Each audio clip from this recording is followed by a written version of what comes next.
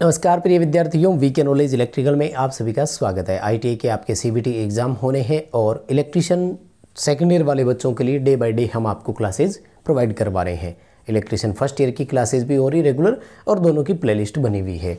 ये हमारी जो क्लास है ये क्लास नंबर है 10 यानी क्लास नंबर 10 है।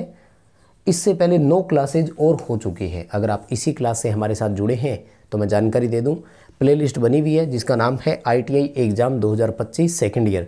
तो उस प्लेलिस्ट को ओपन कीजिए, वो 9 क्लासेज भी आपको और मिल जाएगी, उनको भी ज़रूर देखना।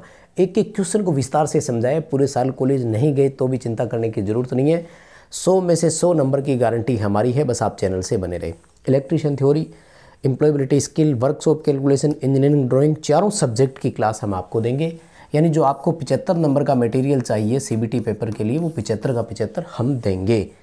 क्योंकि थ्योरी में आपका वेटेज ज़्यादा रहता है, 38 क्वेश्चन आते हैं, इसलिए आपको थ्योरी करवा रहे हैं। उसके बाद एम्प्लॉयबिलिटी स्किल, उसके 25 क्वेश्चन आते हैं तो वो भी लेंगे, और इंजीनियरिंग ड्राइंग और वो भी सिक्वेंसली चलते हैं। कुल मिलाकर के चैनल आपके एग्ज़ाम के लिए सपोर्टिव रहेगा, हेल्पफुल रहेगा। तो आप भी कर लीजिए चैनल को सब्सक्राइब।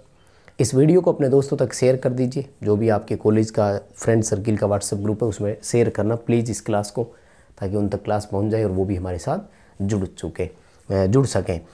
और डिस्क्रिप्शन में लिंक है, ऐप डाउनलोड कर लीजिएगा। एप्लीकेशन पर आपके आईटीआई के फ्री टेस्ट भी अवेलेबल है और मॉडल टेस्ट सीरीज़ भी है। आप चाहें तो उसे ज्वाइन कर सकते हैं। वहाँ पर प्रॉपर एग्ज़ाम के जैसे मॉडल सेट उपलब्ध रहते हैं जिनसे आप तैयारी का पता कर सकते हैं। और साथ ही डिस्क्रिप्शन में लिंक दिया गया है हमारे टेलीग्राम का, उसको ज़रूर ज्वाइन करना, क्योंकि टेलीग्राम पर सारे के सारे अपडेट्स जो है वो सूचनाएं प्रोवाइड करवाते हैं। तो किसी भी प्रकार की सूचना के लिए आपको हमारे साथ टेलीग्राम पर बने रहना है। आइए माय डियर, शुरू करते हैं आज के पहले प्रश्न से। टॉपिक का नाम है 3 फेज इंडक्शन मोटर। और 3 फेज मोटर की इससे पहले 3 क्लासेज और भी हो चुकी है, क्योंकि ये बड़ा चैप्टर है, इसमें लगभग 100 क्वेश्चन है। तो हम आपको 4 क्लास में ये प्रोवाइड करवा रहे हैं, इसलिए सारी क्लासेज को आप ज़रूर देखना, ठीक है ना। आइए पहला सवाल आज का ये आपके सामने, बहुत इंपॉर्टेंट है। हर साल सीबीटी एग्ज़ाम में हर शिफ्ट में कहीं ना कहीं देखने को मिल जाता है, इसलिए इस क्वेश्चन को छोड़ना नहीं है और बहुत अच्छे से पढ़ना है। सवाल कह रहे हैं कि रोटरी स्विच का एक प्रकार आपको चित्र में दिखाया गया है, बताइए इसका नाम क्या है। देखो वैसे तो रोटरी स्विच है, लेकिन रोटरी स्विच होते हैं कई तरह के। एक में ऊपर स्विच लगा रहते हैं जिसको अपन पकड़ करके चेंज कर देते हैं। जैसे इसमें 3 पोजीशन है, ऑफ, ऑटो और इधर लिखा हुआ है हैंड। वैसे आजकल हैंड की जगह मैनुअल लिखा जाने लग गया। मैनुअल का मतलब होता है कि अगर आप इस साइड सेलेक्ट कर दोगे तो आपकी मोटर तब चलेगी जब आप स्टार्ट कमांड दोगे मैनुअल, और स्टॉप कमांड दोगे तो स्टॉप होगी। लेकिन ऑटो की साइड पे अगर आपने कर रखा है तो ये ऑटोमेटिक चल जाएगी। कब? जब 2 पंप किसी सिस्टम में हो और किसी कारणवश एक ट्रिप हो जाए, उसमें इशू आ जाए, प्रॉब्लम आ जाए, जैसे वो बंद होगा तो ये दूसरी वाली ऑटोमेटिक चल जाती है, अगर ऑटो पे डाल रखी है तो, ठीक है ना। तो ये होता ही है। अब बात ये आती है कि इसको चेंज करके कैसे रखते हैं अपन। तो इसका जो ये सिलेक्शन होता है ना, इसको अपन रखते हैं कहाँ है। अगर ऑफ पर है तो चलेगी नहीं, ऑटो पर है तो अपने आप चलेगी, और मैनुअल साइड है तो स्टार्ट कमांड देने पर चलेगी। तो ये जो सिलेक्शन करते हैं ना, ये अपन यहाँ से करते हैं। तो इसको देखो, ये सिक्का डालने के जैसा हो गया, इसलिए इसका नाम है कॉइन स्विच। क्या नाम है? कॉइन स्लॉट या कॉइन स्लॉट स्विच, पूरा नाम बोलना है। बहुत इंपॉर्टेंट क्वेश्चन है। खासतौर से मैंने जो आपको बताया कि डायग्राम वाला तो कोई भी क्वेश्चन आपको छोड़ना ही नहीं है। डायग्राम वाले क्वेश्चन तो आपके बहुत आते हैं। लाइक ये देखो, ये वाइंडिंग का आपको कौन सा नाम दिखाया गया। देखो बिना ऑप्शन दिखाए अगर मैं बताऊँ ना तो हर एक बच्चा इसका उत्तर करेगा और एकदम सही करेगा, लेकिन प्रॉब्लम क्या है वो भी बताऊँगा मैं। वाइंडिंग का नाम है स्केन वाइंडिंग, हिंदी में बोलते हैं लच्छीदार वाइंडिंग। क्या विशेषता होती है? पूरी लंबाई के बराबर एक कॉइल तैयार की जाती है और बाद में उसी कॉइल को सारे स्लॉट में घुमा करके डाल दिया जाता है। ये हमारे मिक्सर की मोटर और इनमें होती है। इशू ये है कि यहाँ पर स्कैन वाइंडिंग का ऑप्शन बी में है, और जो आपका निमी है उन्होंने इसका उत्तर ए कर दिया। अब प्रॉब्लम ये हो गई कि डीजीटी किसको मानेगा? जो निमी ने कर रखा है, इसलिए स्क्यू वाइंडिंग इन्होंने उसका कर दिया। हालांकि स्क्यू वाइंडिंग क्या होती है? स्क्यू वाइंडिंग होती है ये वाली, एक तरफ से थोड़ी सी यूँ तिरछे वाली, ठीक है। तो अब इसका सही उत्तर तो भाई बी है, स्कैन वाइंडिंग, और ऑप्शन ये माना जा रहा है। लेकिन देखो अब आप सेकंड ईयर में हो यार, पास तो हो ही जाओगे, डरना नहीं है किसी को भी। समस्या आपके वहाँ आएगी जैसे ही आप सेकंड ईयर पास कर लोगे, कंपटीशन एग्ज़ाम की तैयारी करोगे। तो कम्पिटिटिव एग्ज़ाम वाला तो इसी को ही सही मानेगा ना, नहीं मानते हैं तो भाई बच्चे ऑब्जेक्शन कर देते हैं, अरे पेपर कोर्ट तक जाता है। तो हम क्यों ना सही, मतलब सही के साथ ही जाएं, गलत के साथ क्यों जाएं। आप स्कैन बाइंडिंग करना, नहीं मानेंगी निमी तो कोई बात नहीं, हाँ 1 नंबर कटने की रिस्क जरूर रहेगी, लेकिन सही यही है एक्चुअल में, ठीक है। स्कैन बाइंडिंग बोलते हैं इसको, है ना। आ जाओ भाई अगले सवाल पर। छोटा सा क्वेश्चन है, बढ़िया क्वेश्चन है, अच्छे से कवरअप जरूर करना, पूरी डिटेल से बताऊंगा, कारण सहित समझना, और जब पसंद आए तो वीडियो को लाइक ज़रूर करना है। प्लीज़ इस वीडियो को लाइक कीजिए, बदले में 1 लाइक ही तो मांग रहे हैं, इतनी मेहनत कर रहे हैं, और हमारी मेहनत के लिए आप हमें अप्रिशिएट करें। आपके लाइक की हमें बहुत ज़रूरत होती है, तो बिना लाइक किए नहीं जाएंगे। चैनल सब्सक्राइब आपको भी करना है और दोस्तों से भी करवाइए, प्लीज़ शेयर कीजिए उन तक, ताकि वो भी हमारे साथ जुड़ सके। सवाल कह रहा है कि 1440 RPM पर एक मोटर चल रही है, 7.5 HP की है, स्क्विरल केज इंडक्शन मोटर है। मोटर की टॉर्क की गणना करो न्यूटन मीटर में। देखो, एक होता है आर्मेचर टॉर्क और एक होता है सॉफ्ट टॉर्क, ठीक है। आर्मेचर टॉर्क हमेशा सॉफ्ट टॉर्क से ज़्यादा होता है, और ये जो इनके बीच में अंतर आता है ना, इसके पीछे कारण माना गया है घूर्णन हानियों को, इंग्लिश में बोलते हैं रोटेशनल लॉस। ये भर्ती परीक्षाओं में बहुत आ चुके हैं माय डियर, अच्छे से पढ़ लेना इनको। तो हमें सॉफ्ट टॉर्क निकालना होता है, और सॉफ्ट टॉर्क के लिए फॉर्मूला होता है bhp × 735.5 × 60/2πn। माय डियर, इस फॉर्मूले को याद कर लो, बहुत इंपॉर्टेंट फॉर्मूला है, हर जगह काम आएगा। यानी हमें 2 ही चीज़ें चाहिए, एक तो चाहिए bhp दिया हुआ हो, और दूसरा क्या चाहिए, दूसरा चाहिए कि हमें स्पीड यानी गति दिया हुआ हो, और दोनों चीज़ें दे रखी है।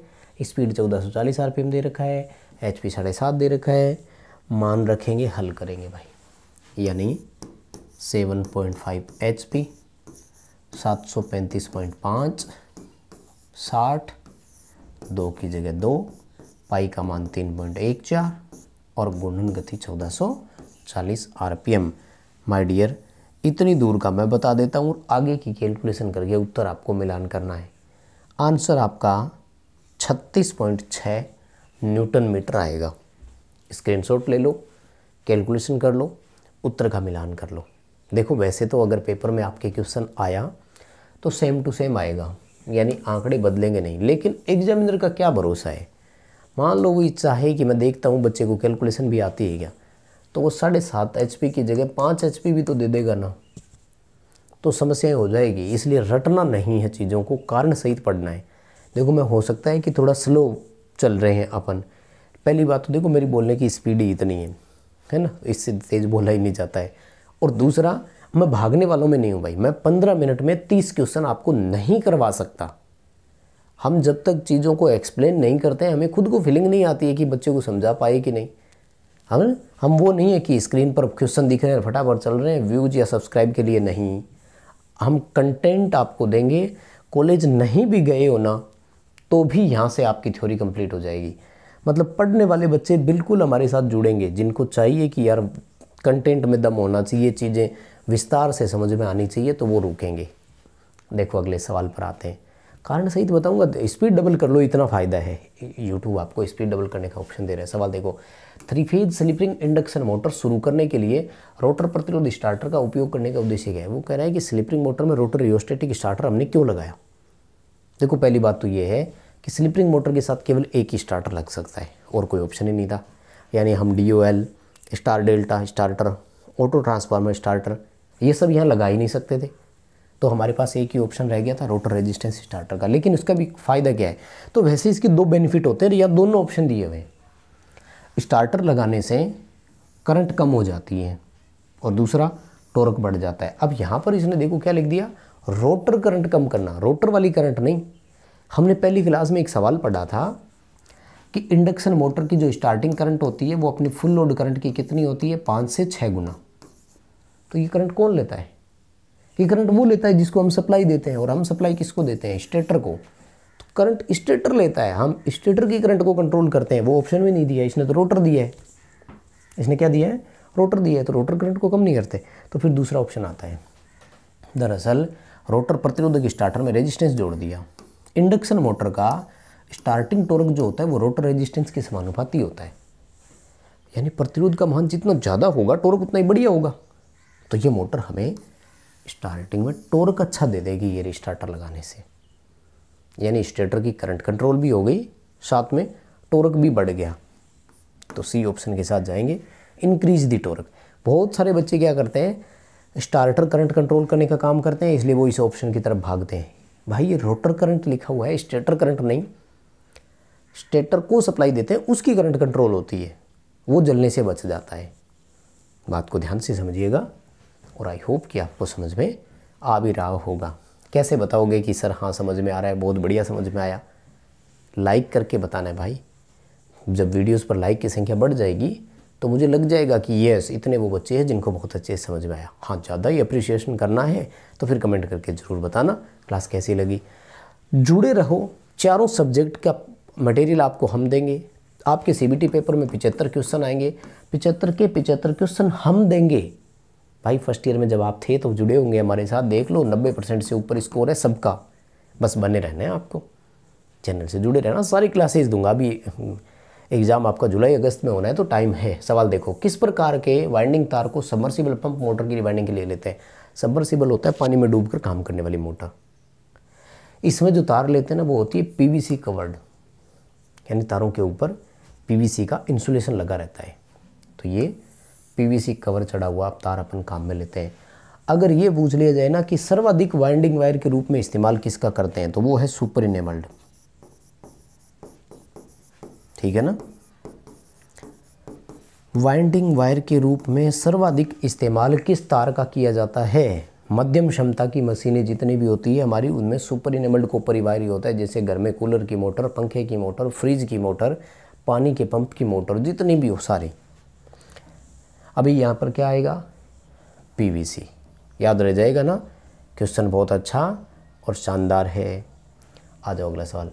AC मोटर में लंबी कोर्ड वाइंडिंग न करने का कारण क्या है? देखो, वाइंडिंग कोर्ड का मतलब पिच को बोलते हैं, लॉन्ग पिच वाइंडिंग की बात कर रहा है।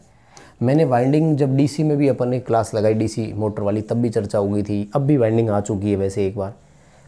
पिच के अनुसार AC में वाइंडिंग 3 तरह की होती है, लॉन्ग पिच, शॉर्ट पिच और फुल पिच।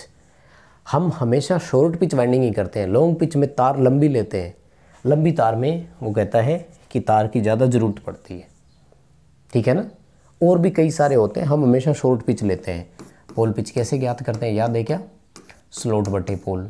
जैसे 24 स्लॉट और 4 पोल है तो पिच 6 आई है। अब हम बाइंडिंग अगर 6 मानते हुए करेंगे तो फुल पिच है, 5 मानते करेंगे तो शॉर्ट पिच है, और 7 लेकर करेंगे तो लॉन्ग पिच है। तो लॉन्ग पिच कभी नहीं करते हैं हम लोग। ठीक है? सी ऑप्शन के साथ जाएंगे, अधिक वाइंडिंग तार की आवश्यकता पड़ेगी अगर लॉन्ग पिच वाइंडिंग करेंगे तब। ठीक है ना? इसलिए हम सामान्यतः उसको उपयोग नहीं करते हैं। अगला सवाल देखो, पैनल बोर्ड कहाँ उपयोग किए जाते हैं? पैनल बोर्ड कहाँ इस्तेमाल करते हैं? देखो, पैनल बोर्ड होता क्या है मैं आपको बताऊं।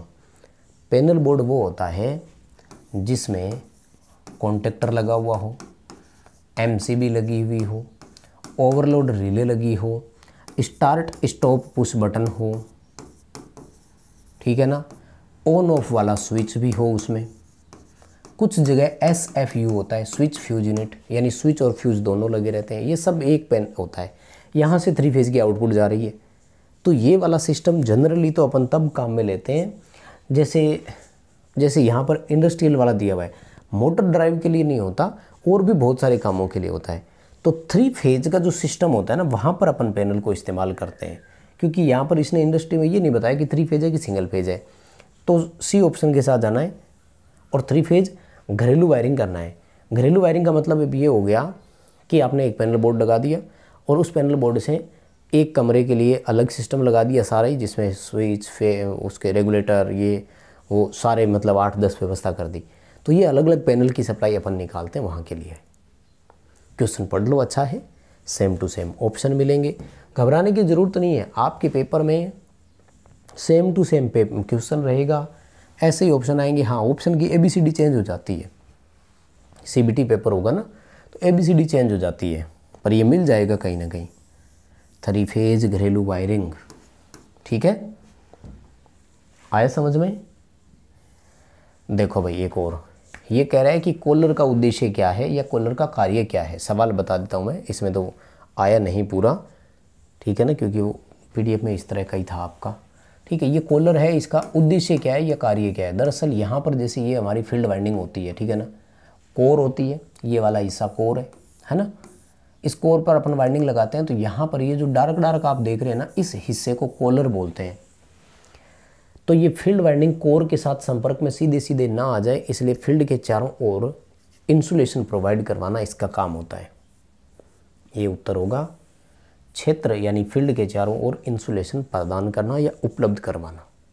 ठीक है, डायग्राम बहुत बढ़िया है, छोड़ना नहीं है क्वेश्चन को। डायग्राम वाले तो जितने भी है ना, सबको पढ़ लो भाई, ठीक है। और एक ये देखो क्वेश्चन, बड़ा करके इसलिए दिखा रहा हूँ क्योंकि क्वेश्चन और उसका आंसर दोनों आपको इसी में ही दिखाई दे रहे हैं, छोड़ना नहीं है, बहुत बढ़िया क्वेश्चन है। सकेंद्रीय वाइंडिंग, पहले तो देखो इसकी पहचान क्या है, तो ध्यान रखना है, एक ग्रुप में 2 या 2 से अधिक कॉइल होती है। ठीक है, कितनी कॉइल होगी? 2 या 2 से अधिक कॉइल। फिर सबसे इंपॉर्टेंट चीज़ है कि इन सब का पिच में जो केंद्र होता है ना, 2 का अंतर रहेगा, इसलिए केंद्र एक समान होगा। जैसे एक कॉइल की पिच 3 है तो दूसरे की 5 है, यानी सेंटर वाला स्लॉट छोड़ करके इधर जैसे आया तो अब यहाँ आ जाएगा, इसलिए इस वाइंडिंग को सेकेंडरी वाइंडिंग कहा गया है। यानी एक ग्रुप में 2 या 2 से अधिक कॉइल होगी, सभी कॉइलों की पिच समान होगी, मतलब पिच में 2 का अंतर होगा, और सभी के लिए जो केंद्र है वो एक समान होगा, इसलिए वाइंडिंग को सेकेंडरी वाइंडिंग बोलते हैं। लेकिन प्रॉब्लम क्या है? प्रॉब्लम ये है कि इस वाइंडिंग को आप किसी फ्रेम पर तैयार करके लाते हैं और फिर स्लॉट के अंदर इंसर्ट करते हैं, ऐसे नहीं कि अंदर ही डाल दी अपन वाइंडिंग कर सकते हैं क्या? ये एक प्रोहिबिटेशन होता है एक तरह का। ए स्टेप्ड फॉर्मर इज़ रिक्वायर्ड, एक स्टेप्ड फ्रेम की या फॉर्मर की ज़रूरत पड़ती है, जिसमें पहले आपको कॉइल तैयार करनी है बाहर, फिर अंदर ले जा करके डाल देनी है। फिर स्लॉट के ऊपर क्या डाल दोगे? वेज लगा दोगे। वेजेज किसके बने होते हैं? कमेंट करके ज़रूर बताना।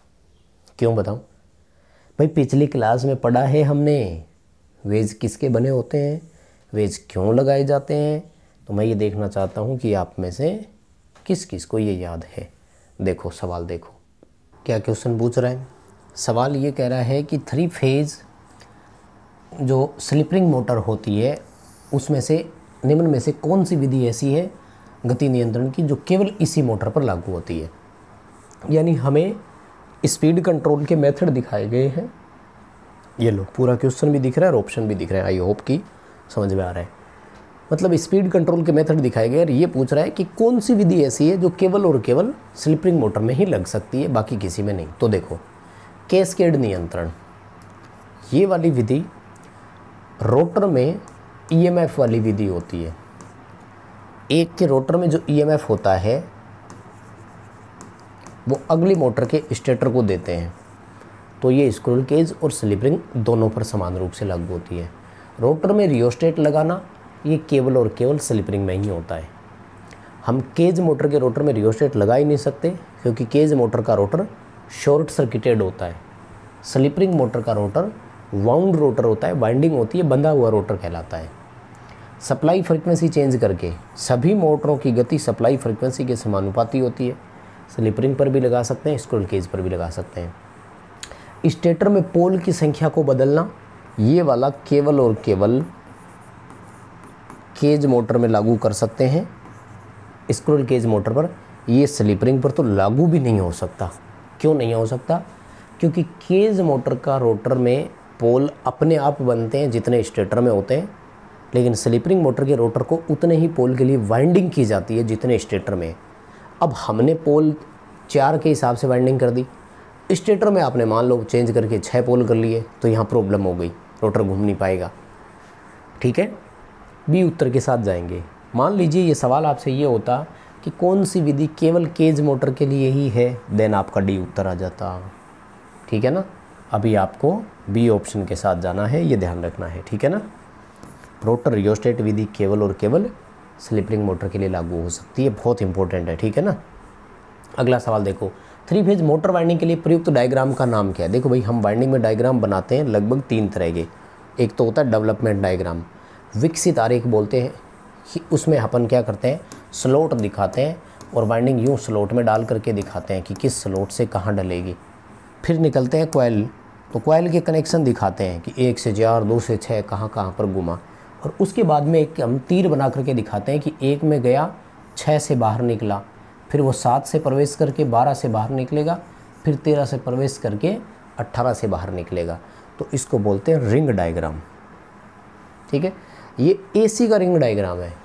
अगर आपको DC का रिंग डायग्राम देखना हो ना, तो DC का रिंग डायग्राम ऐसे होगा कि आपको यहाँ कम्यूटेटर दिखाया हुआ होगा और कम्यूटेटर सेगमेंट में ना वो कॉइल को ऐसे लगा करके दिखाएगा आप।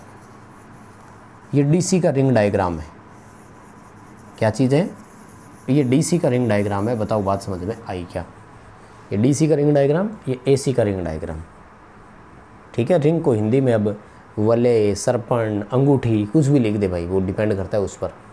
ठीक है, अगला सवाल देखो, वो कह रहा है कि कौन सी वाइंडिंग ऐसी है जिसमें कॉइल प्रति पोल प्रति फेज की संख्या 1 से अधिक हो। इंग्लिश में पढ़ोगे ना तो ये रहा, मोर देन 1। अगर प्रति पोल प्रति फेज कॉइल की संख्या 1 से ज़्यादा है तो उसे डिस्ट्रीब्यूटेड वाइंडिंग कहते हैं, यानी वितरित वाइंडिंग कहते हैं। और अगर 1 हो तो उसे कंसंट्रेटेड वाइंडिंग बोलते हैं, एकाग्र वाइंडिंग या सांद्रित वाइंडिंग बोलते हैं शुद्ध हिंदी में। कंसंट्रेटेड को हिंदी में सांद्रित भी लिख सकता है। ठीक है, ये डिपेंड करेगा एग्जामिनर पर, वो क्या लिखता है, कब लिखता है, कहाँ लिखता है, कैसा लिखता है। इंग्लिश में कंसंट्रेट ही लिखा हुआ होगा। ठीक है ना, तो अभी उत्तर क्या करना है, याद रहेगा। अगर कॉइल प्रति पोल प्रति फेज का मान 1 से अधिक हो तो डिस्ट्रीब्यूटेड वाइंडिंग है, और अगर इकाई हो तो कंसंट्रेटेड वाइंडिंग है। सांद्रित वाइंडिंग या एकाग्र वाइंडिंग। सेकेंद्रित मत बोलना, कंसेंट्रिक और कंसंट्रेटेड में फ़र्क है। कंसेंट्रिक वो है जिसमें एक ग्रुप में 2 से अधिक कॉइल हो, सभी में पिच में 2 का अंतर हो, पिचों का केंद्र समान हो, उसे सेकेंद्रीय वाइंडिंग बोलते हैं, उसे कंसेंट्रिक बोलते हैं। दोनों वाइंडिंग में फ़र्क है। अगला सवाल, वाइंडिंग में किस प्रकार के टेस्टिंग को चित्रण किया गया है। देखो यहाँ पर लगा रखा है हमने एक टेस्ट लैंप, इसे सीरीज टेस्ट लैंप बोलते हैं। यहाँ फेज दे दिया, यहाँ न्यूट्रल दे रहे हैं। ये है हमारी कॉइल, बारी बारी से लगा रहे हैं। पहले यहाँ लगाएंगे ना, लैंप जलना चाहिए, फिर अपन ने यहाँ लगाया। क्यों? क्योंकि सप्लाई घूम करके यहाँ आ रही थी। तो शॉर्ट में मैं बताऊँ तो ये टेस्ट किया जा रहा है ओपन सर्किट टेस्ट, कि कहीं तार टूट तो नहीं गई। ओपन सर्किट को हिंदी में बोलते हैं खुला परिपथ परीक्षण, लेकिन इसका दूसरा नाम होता है, इंग्लिश में बोलते हैं कंटिन्यूटी टेस्ट। क्या बोलते हैं? Continuity test. हिंदी में बोलते हैं निरंतरता जांच या निरंतरता परीक्षण। ये तार कहीं से टूट तो नहीं गई है, सारी की सारी कॉइल सही है क्या? आर फेज़ की हमने कुंडलियाँ डाली 4 पोल में, एक एक करके 4, NS NS, चारों में से कोई टूट गई तो आर फेज़ का तो मैग्नेटिक फील्ड ही नहीं आएगा। अब बात आती है कि हम कंटिन्यूटी का ऑप्शन यहाँ देखें तो यहाँ तो ऑप्शन ही नहीं है। तो कंटिन्यूटी टेस्ट करने के लिए इसका तो उत्तर गलत है। वैसे हम रेजिस्टेंस भी माप लेते हैं वाइंडिंग का। ठीक है ना, वाइंडिंग का रेजिस्टेंस भी नाप लेते हैं, और ओपन कॉइल पर रेजिस्टेंस बाकी सभी से अधिक दिखाएगा वो। यहाँ हालांकि इनको ये नहीं, या फिर यहाँ पर कोई ओम मीटर वगैरह जोड़ देता तो हो जाता। वास्तव में टेस्ट में है ना, देखो short circuit test, voltage drop test, polarity test दिया ना, तो मैं चाहता हूँ यहाँ पर ऑप्शन होना चाहिए था ओपन सर्किट टेस्ट। सबसे बढ़िया ऑप्शन ये बनता। कॉम्पिटिटिव एग्ज़ाम में आएगा ना तो ऐसे ही आएगा। अब आप सेकेंड ईयर पास कर लोगे तो भर्ती परीक्षाओं की तैयारी करोगे ना, तब समझ में आएगा आपको। मेहनत अभी से करनी शुरू कर दो, बहुत मेहनत करनी पड़ेगी। आपके सीनियर्स आपसे पहले से बाहर बैठे पास आउट, 2017 के, 18 के, 19 के, 20 के पास आउट है। 8-8 साल से वो तैयारी कर रहे हैं। सोचो उनका कंपटीशन लेवल कितना हाई होगा। तो आज से मेहनत करो। हम पूरे साल भर लगभग 8 से 9 महीने कंपटीशन वालों को पढ़ाते हैं, 3-4 महीने आप ITI वालों को करवाते हैं। तो सब तरह का अनुभव है हमें। ठीक है, आप तो अच्छे से पास हो ही जाओगे। बस जुड़े रहो चैनल से जुड़े रहोगे तो अच्छे नंबरों से पास की गारंटी। 4 सब्जेक्ट की क्लासेज देंगे। समय है अभी, मई चल रहा है, जून में दे देंगे सारी क्लासेज आपको। देखो नेक्स्ट सवाल, स्टार्टिंग में रोटर सर्किट में बाहरी प्रतिरोध 3 फेज स्लिप रिंग मोटर में क्यों लगाया गया है? क्वेश्चन वापस आ गया। देखो थोड़ी सी लैंग्वेज बदल दी। और माय डियर, जिस दिन आपका होगा ना, पेपर में भी ऐसे ही आएगा। एक ही पेपर में दोनों क्वेश्चन आ सकते हैं। सेम क्वेश्चन ये रहा, to get high starting torque, उच्च प्रारंभिक प्रतिरोध प्राप्त करने के लिए। क्यों? क्योंकि इंडक्शन मोटर का स्टार्टिंग टॉर्क रोटर रेजिस्टेंस के समानुपाती होता है। अगला सवाल, स्लिप रिंग इंडक्शन मोटर में रोटर वाइंडिंग में अगर ओपन सर्किट हो तो क्या होगा? देखो अगर रोटर खुला हुआ होगा ना तो मोटर स्टार्ट ही नहीं होगी भाई। कैसे? अगर रोटर खुल गया तो करंट नहीं चलेगी, करंट नहीं चलेगी तो मैग्नेटिक फील्ड कौन बनाएगा? जब रोटर और स्टेटर दोनों में चुंबकीय क्षेत्र बनते हैं तो वो एक दूसरे की प्रतिक्रिया करते हैं, जिसकी कारण रोटर पर बल लगता है। तो अगर रोटर वाइंडिंग ओपन है तो रोटर चलेगा ही नहीं आपका। आप स्टेटर को सप्लाई देते रहो, कोई फ़र्क नहीं पड़ेगा। यदि एक कला के दौरान विफल हो जाता है तो कला मोटर का क्या होगा? थोड़ा सा सवाल समझ में नहीं आया, इंग्लिश पढ़ो क्या करें। What happen 3 phase induction motor if 1 phase falls during running? Motor पूरी गति के साथ चल रही है और एक फेज हट गया हो। तो पहली बात तो सुनो, 3 फेज सप्लाई में किसी कारणवश से एक फेज अनुपस्थित हो जाने की क्रिया को इंग्लिश में सिंगल फेजिंग कहा जाता है। इसको रोकने के लिए सिंगल फेजिंग प्रिवेंटर लगता है एक, ठीक है ना। तो अगर रनिंग के टाइम होना तो मोटर चलती रहेगी, अन्य फेजों में अधिक धारा लेगी और उसकी वाइंडिंग जल जाएगी। ये रहा, मोटर थोड़ी धीरे चलेगी और आखिरकार जल जाएगी, और कोई ऑप्शन नहीं है। रुकेगी नहीं, नॉर्मल नहीं चलेगी, हर गति पर भी ज़्यादा फर्क नहीं पड़ेगा। लोड पर मोटर उसी गति से चलती रहती है। बाकी जो 2 फेज बच जाते हैं उसमें ज़्यादा करंट लेती है, ओवरहीट होकर के निपट जाती है, बचती नहीं है। हाँ, ओवरलोड रिले सही टाइम पर काम कर जाए तो वो ट्रिप ज़रूर करवा देती है। अगला सेम सवाल आ गया, लेकिन ये क्या कह रहा है? वो कह रहे हैं लोड के साथ अगर मोटर चल रही थी, एक फेज हो गया हो तो फिर सेम वही चीज़ आएगी, है ना, मोटर जल जाएगी। ये रहा, ठीक है, ये रहा, मोटर थोड़ी धीमी गति से चलेगी लेकिन जल जाएगी। धीमी गति इसलिए होगी कि अब लोड आ गया तो तीनों वाइंडिंग नहीं है, इसलिए टॉर्क कम हो गया थोड़ा सा, तो लोड पर जो है वो मोटर प्रॉपर टॉर्क नहीं दे पाएगी आपको और जो है वो जल जाएगी। एकल कला प्रिवेंटर के साथ मोटर चालू नहीं हो रही है, कारण क्या है? सिंगल फेजिंग प्रिवेंटर लगा दिया। ये चालू कब नहीं होगी? या तो इसको एक फेज नहीं मिल रहा हो, या इसमें बड़े नियम होता है, RYB से RYB ही जुड़ना चाहिए। अगर फेज उल्टा जुड़ गया ना तब भी नहीं चलने देगी। तो ए ऑप्शन आएगा, इम्प्रॉपर फेज सीक्वेंस, अनुचित कला अनुक्रम होगा तब भी ये नहीं चलने देगा। तो बस माय डियर, यही रोकेंगे आज की क्लास। कुछ और क्वेश्चन है तो बाकी आपको नेक्स्ट क्लास में देंगे। प्लीज़ निवेदन है, वीडियो को लाइक शेयर ज़रूर करो, चैनल को सब्सक्राइब आप भी कीजिए और अपने दोस्तों से भी करवाइए। ऐप डाउनलोड कर लो, डिस्क्रिप्शन में लिंक है। बहुत धन्यवाद।